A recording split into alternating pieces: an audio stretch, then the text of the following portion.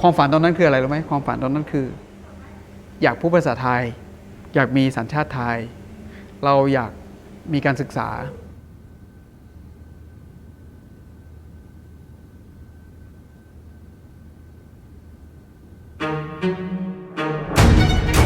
When you first meet him, he's a very impressive man. He has a strong will and a strong vision in a very, very smart way. A very attractive, charismatic type of guy. กาแฟมีการบริโภคเยอะมากมันมีมูลค่าเป็นรองแค่น้ำมันชาวบ้านเขาเชื่อมั่นในตัวเองมากขึ้นว่าสิ่งที่เขามีเนี่ยมีคุณภาพนะ Lee's star had started to rise.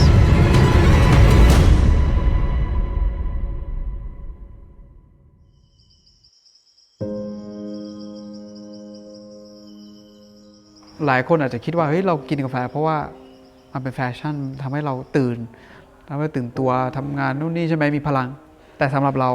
มันคือส่วนหนึ่งของชีวิตไปแล้ว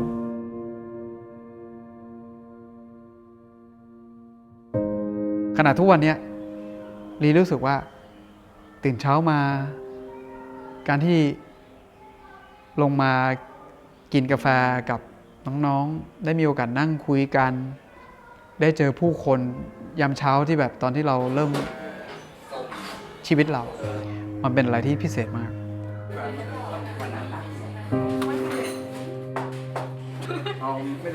มันทำให้ทุกวันเนี่ยรู้สึกว่าเฮ้ยอยากตื่นไวๆอยากตื่นขึ้นมาแล้วอยากไปกินกาแฟแล้วอ่ะอยากตื่นไปคุยกับเพื่อนอยากไปทำงานกับน้องๆ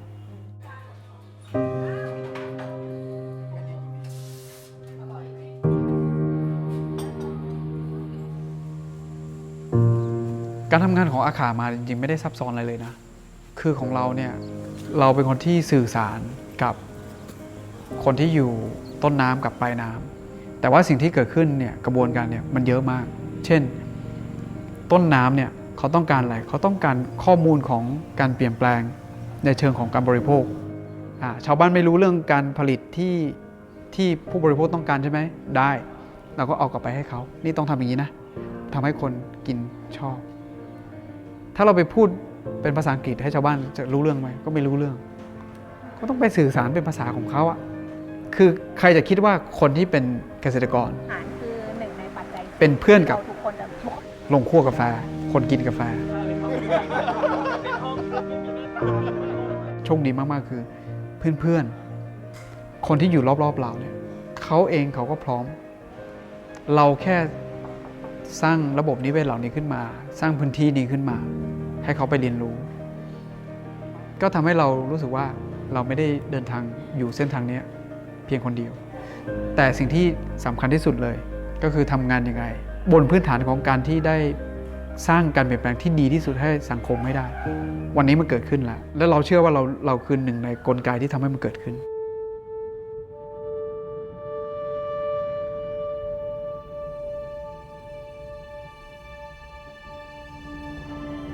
ถ้าย้อนกลับไปตอนเด็กเนี่ยมันเป็นภาพที่มันธรรมดามากธรรมดาที่ว่าคืออะไรรู้ไหมธรรมดาก็คือมันก็คือภาพที่เราเห็นเวลาเราไปเที่ยวบนดอยก็ได้เราเห็นเด็กดอยคนหนึ่งที่อาจจะวิ่งเล่นกับเพื่อน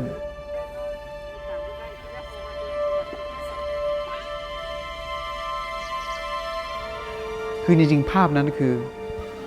ตัวสะท้อนกับเราเลยความฝันตอนนั้นคืออะไรรู้ไหมความฝันตอนนั้นคืออยากพูดภาษาไทยอยากมีสัญชาติไทยเราอยากมีการศึกษา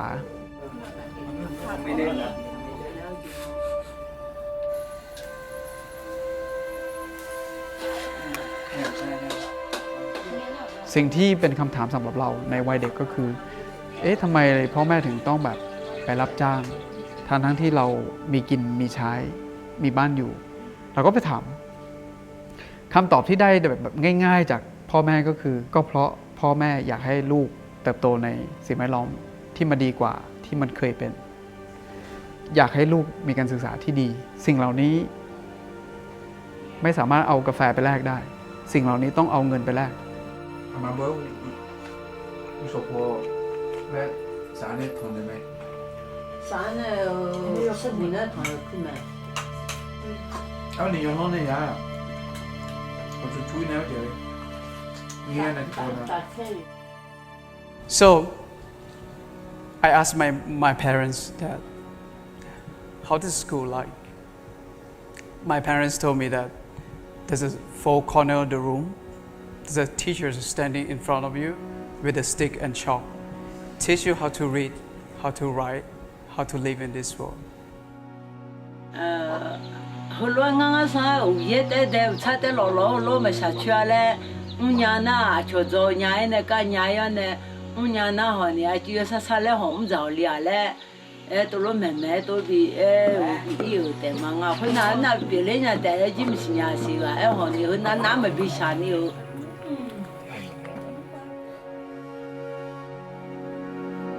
พ่อแม่เราเป็นเกษตรกร แต่ผลผลิตของเกษตรกรเนี่ยถ้าไม่มีการแปรรูปมันก็อยู่ได้ไม่นานหรอก การอยู่ได้ไม่นานนั่นแหละ คือจุดหนึ่งที่ทำให้สิทธิในการไปต่อรองเสียงในการไปต่อรองเขาเนี่ยมีน้อยลง แต่ถ้าเราสามารถพัฒนาเกษตรกรให้ไปสู่จุดที่เขามีสิทธิ์ในการที่ต่อรองได้ล่ะ ทีนี้เหตุผลเดียวที่เราเลือกกาแฟนะตอนนั้นเนี่ยนะก็คือหนึ่งเราศึกษาธรรมชาติของธุรกิจบนโลกเนี่ยดูซิว่ามันมีอะไรบ้างที่เรามีอยู่เนี่ยไปแข่งขันได้บ้างเฮ้ยเรามาเจอว่ากาแฟมีการบริโภคเยอะมากในเชิงของคนที่มีส่วนได้ส่วนเสียรวมกันแล้วเนี่ยมันมีมูลค่าเป็นรองแค่น้ำมันมันไม่มีเหตุผลใดเลยถ้าเกิดเราทำดีแล้วเนี่ยมันจะเจ๊งเรากำลังดูเราประเมินว่าสิ่งที่เราจะทำเนี่ยมันมีความเป็นไปได้ที่จะอร่อยไหมอะไรเงี้ยนี่คือจริงๆแล้วมันกลางทางของการ process แล้วก็ถือว่าโอเคมันก็โดยธรรมชาติมันก็แสดงให้เห็นถึงกาแฟที่มันอุดมไปด้วยแบบน้ำตาลเรื่องของความหวานอะไรเงี้ยเราจะเห็นว่าพึ่งเนี่ยขณะเราตากอยู่เนี่ยพึ่งก็ยังมาดูดน้ำหวานธรรมชาติเราก็บอกอะไรหลายอย่างเหมือนกัน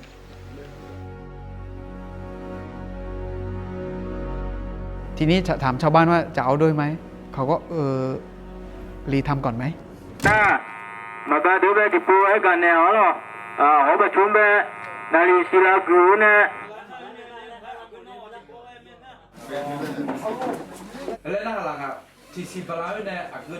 ที่แม่จันใต้เรามี10 กว่าครอบครัวเนาะ10 กว่าครอบครัวเนี่ยเขาก็ทำงานมาในระดับที่ถือว่าดูแลตัวเองได้แล้วนะจริงๆชื่นชมเกษตรกรที่แม่จันใต้มากรีเห็นความทะเยอทะยานของเขารีเห็นความพอเพียงแล้วก็ความพอดีในเรื่องของการทำงานหลังจากได้ทำกับลีขึ้นมาก็จะมีพี่ๆที่ทำกาแฟโดยตรงเนี่ยเขาขึ้นมาก็มาเห็นอย่างแกเวลาขึ้นมาแต่ละทีก็เอาความรู้ความเปลี่ยนแปลงว่าทำแบบไหนมันดีกว่า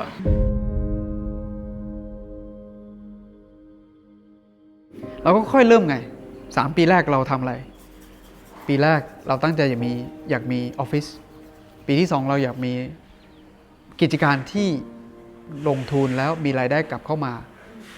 ที่พอจะอยู่รอดได้ปีที่3ขอให้เรามีรายได้ที่สามารถขยายกิจการในปีที่4ได้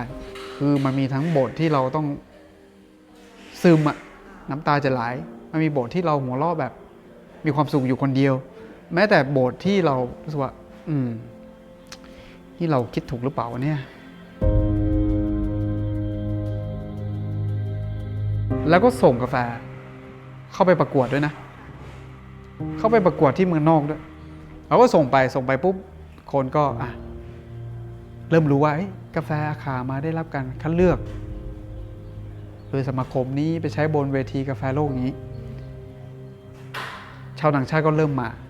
คนไทยก็เฮ้ยทำไมฝรั่งไปกินกาแฟร้านอาคามาณวันนั้นเรารู้สึกว่าปีที่2เป็นปีที่มีความสุขเหลือเกิน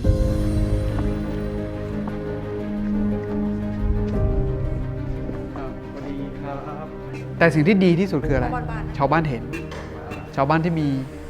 ข้อสงสัยเริ่มมั่นใจว่าสิ่งที่เราทำเนี่ยเราเริ่มมาถูกทางแล้ว ชาวบ้านไม่ใช่มั่นใจเรานะ จริงๆแล้วเขาเชื่อมั่นในตัวเองมากขึ้น ว่าสิ่งที่เขามีเนี่ยมีคุณภาพนะ สิ่งที่เขาทำเนี่ยมีอนาคตนะลีว่าสิ่งเหล่านั้นนะมันสำคัญยิ่งกว่าอะไรได้ที่ได้ตอนนั้นนะแล้วสิ่งเหล่านี้แหละมันเป็นจุดที่ทำให้ลีรู้สึกว่าเราหยุดไม่ได้ที่จะไปเรียนรู้เพิ่มเติมเราก็ได้เจอคนหนึ่งที่แบบมีผลต่อการพัฒนาสกิลของด้านกาแฟของเราสิ้นเชิงเลยนะก็คือแอนดี้ริกเกอร์ The first time I had Lee's coffee, I thought, oh, it's pretty good. But you could tell that there was a long way to go before he would get to the best way to roast that coffee. So I kept on going back to the shop after that first time. He started to make the shop bigger, and he started to get really serious about the roasting, started roasting on his own. At some point, I asked him if he was interested in coming to Portland to study more about coffee because of my connections with Stumptown. And he said he wanted to, so I arranged for him to come to Portland and stay for about a month, I think. He stayed with me, and he went and studied with Stumptown. And at that point, Lee had become a well-known person, both in Thailand and internationally. So at this point, Lee's star had started to rise. You know, he had started to get more and more well-known. I still remember the first time I had some coffee, and it was with Andy Ricker again, who seems to be the point of connection in many ways. And the coffee itself was just delicious. It was outstanding. And I think it was Andy who said simply, it is a coffee on par with some of the best in the world. And I think that's an admirable thing, a delicious thing, and a thing that should be supported. And certainly that's what I've done ever since, because I have his coffee. I had his coffee at Nam, we have it at Long Chim, some restaurants that I have in around the world, and also in a new restaurant that I'm opening up in Hong Kong. It was just so delicious. I didn't need to talk that much, because you see the proof of the quality of what he was doing was in the cup itself. อาคามาเราเริ่มเมื่อ 2010 เนาะความตั้งใจเราตั้งแต่วันแรกที่ทำอาคามามันเริ่มเดินทางสิ่งหนึ่งที่เราคิดเสมอว่ามันควรจะมีก็คือสถานที่ชาวบ้านเองเนี่ยเขารู้สึกว่าเฮ้ยอยากเห็นว่าอาคามาไปแนวไหนเพื่อสร้างความมั่นใจให้กับตัวเองทีนี้มันไม่ใช่แค่ชาวบ้านสิทีนี้มันก็เกี่ยวเนื่องกับคนที่มาทำงานกับเราน้องๆที่เข้ามาทำงานเนี่ยจากชุมชนเองเนี่ยแล้ววันหนึ่งเขารู้สึกว่าเฮ้ยเขาอยากมีส่วนร่วมในการสร้างการเปลี่ยนแปลงให้กับชุมชนแต่ทีนี้เราก็มีเวทีให้เขาเล่นเป็นบาริสต้าไหมล่ะเป็นคนคั่วกาแฟไหมล่ะเป็นคนที่มาอยู่ในฝ่ายบริหารการจัดการไหมล่ะเราก็เลยตั้งชื่อตรงนี้ว่าเป็นอาคามา Living Factory ก็หมายถึงว่าเป็นโรงงานที่มีชีวิตมันก็เลยสำคัญสำหรับพวกเรามากๆถึงแม้เราจะต้องรอแบบ 8-9 ปีกว่าที่จะมีพื้นที่ตรงนี้ขึ้นมาเนี่ยเราก็รู้สึกว่ามันคุ้มค่ามากๆ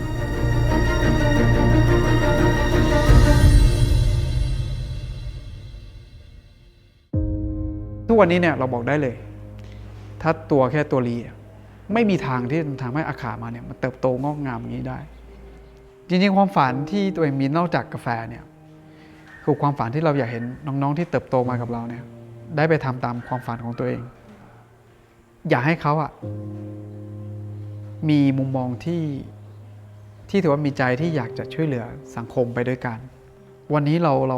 ได้เริ่มทำงานกับลูกหลานของคนที่ปลูกกาแฟให้เรารู้สึกเราภูมิใจนะคนเหล่านี้เติบโตมากับเราทั้งพ่อแม่เขาทั้งตัวเขาเองเนี่ยได้มีส่วนร่วมกับอาคามาซึ่งวันหนึ่งเราก็เชื่อว่าถึงแม้อาคามาจะไม่มีแล้วก็ตามเขาก็คงจะคิดถึงในสิ่งที่เขาได้มีโอกาสได้ทำงานกับเรา